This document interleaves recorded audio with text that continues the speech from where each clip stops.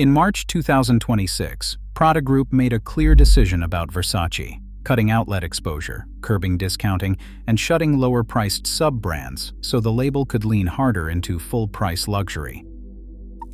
That move came only months after Prada completed the Versace acquisition on December 2, 2025, and after Versace had already fallen into an operating loss that same year, which meant a famous name with weak margins and too much discount exposure was being reset from the top down.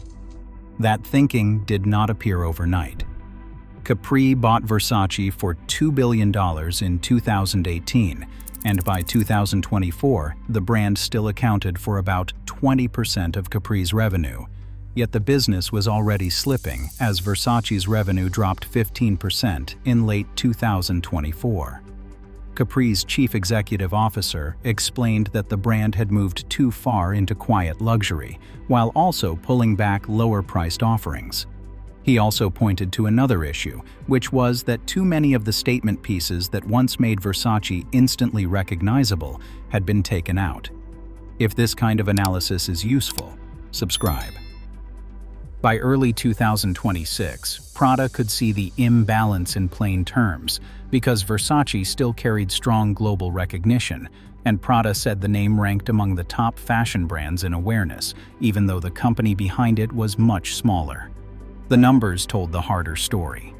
Versace posted €684 million in 2025 revenue, recorded an operating loss that year, and, according to a Morgan Stanley estimate, got more than 30% of its sales from outlets across 62 outlet stores, which meant Prada was not buying a steady luxury engine, but a globally known brand with damaged economics. Prada answered that problem with a hard reset, not a softer repair.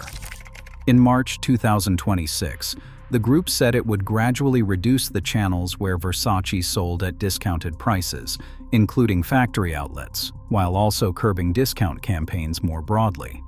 Chief Financial Officer Andrea Bonini added that Versace jeans and all other ready-to-wear sub-brands would be shut down.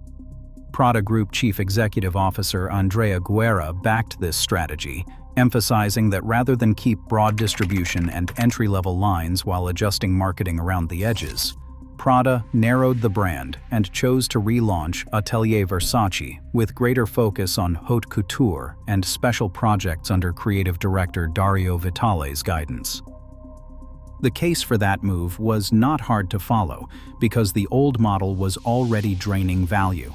More than 30% of sales were coming from outlets, a very high share for a luxury house, and in 2025, the wider market had its own warning signs as between 35% and 40% of luxury goods sold at a discount, according to Bain & Company data, while average operating profit margins across luxury fell to 15 to 16%, their lowest level since 2009. When we look at those figures, the logic becomes direct. If too much of the business teaches customers to wait for markdowns, the brand may keep volume for a while, but give up pricing power, exclusivity, and the quality of its profits. This approach mirrors the full-price strategies that have kept brands like Hermès and Chanel at premium positioning even during market downturns. Product mix gave Prada another reason to act, and this is where the trade-off became clearer. Capri management had already explained that cutting lower-priced items hurt sales, yet that same point showed how dependent Versace had become on entry products, which Prada read not as a temporary sales issue, but as a deeper brand problem. Its 2025 investor presentation listed channel repositioning, inventory rationalization, and off-price reduction as priorities for Versace, and the same presentation described the goal as qualitative full-price sales with a smoother repositioning, which in simple terms meant giving up easier sales now to build a cleaner and more premium business later. There was also a practical reason Prada could attempt this. The company had just completed a €1.3 billion acquisition, about $1.51 billion, and admitted the deal was already weighing on group profitability. Yet it still raised €1.5 billion in extra funding to support the purchase while carrying the cost of integration through its own 2025 business. Prada Group brought in €5.72 billion in revenue in 2025 with 8% organic growth, and Miu Miu expanded by about 35% that year, with particularly strong performance in Asia-Pacific markets, up 11%, which meant Prada entered the deal from a position of strength and with fresh evidence inside its own group that patient brand building could work. Prada also believed Versace still had room to growth once the business was rebuilt the right way, and that belief shaped the whole reset. The company said the long-term performance indicator for Versace would be sustainable revenue growth rather than a short-lived spike, and Bonini noted that Versace's revenue mix remained balanced across product categories such as ready-to-wear and leather goods, suggesting there was still a base to work from. Prada had already started integrating Versace into its Italian manufacturing system, including production at its Scandicci leather goods factory, which meant tighter control over quality, consistency, and costs at the same time. Share your thoughts in the comments. Does Prada's reset make Versace stronger, or does it risk shrinking the brand too much in the short term? The problem was that the same facts that made the plan logical also pointed straight to the downside. Prada itself said the first repositioning steps were expected to bring some degree of top-line contraction, and Reuters reported that Versace sales were expected to decline by a mid-single-digit rate in 2026 at constant exchange rates. So the drop in volume was not an accident, but part of the design. Once outlet traffic is cut and lower lines disappear, sales fall first, and Versace had already shown how exposed it was, because revenue in the third quarter of fiscal 2025 fell 15% to $193 million, while full-year fiscal 2025 revenue was expected to slide to $810 million from $1 billion in 2024.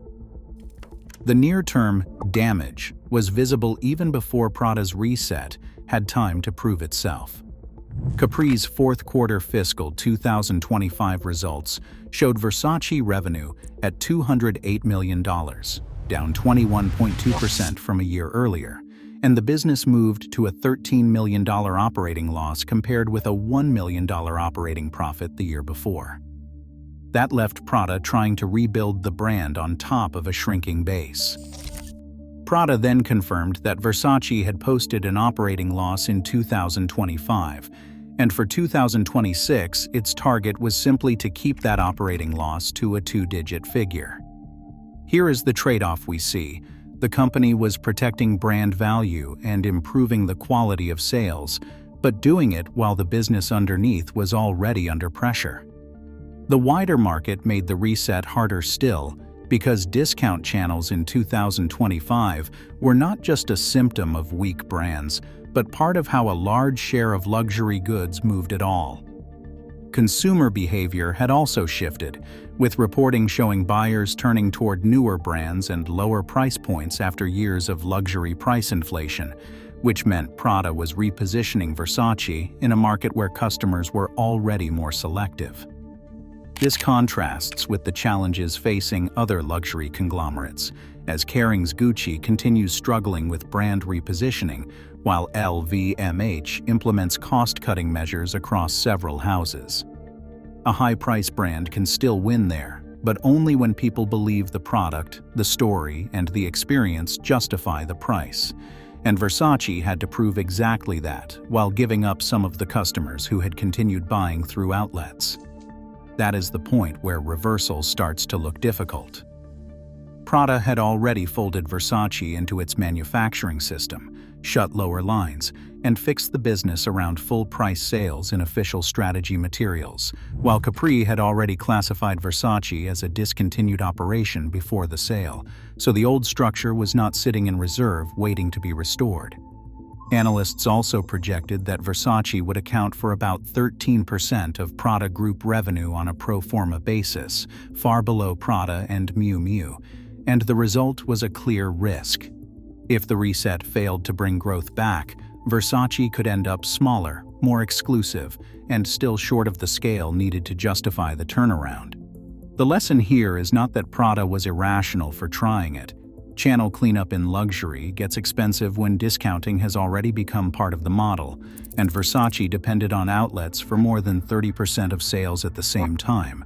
The broader sector was selling 35% to 40% of goods at a discount in 2025.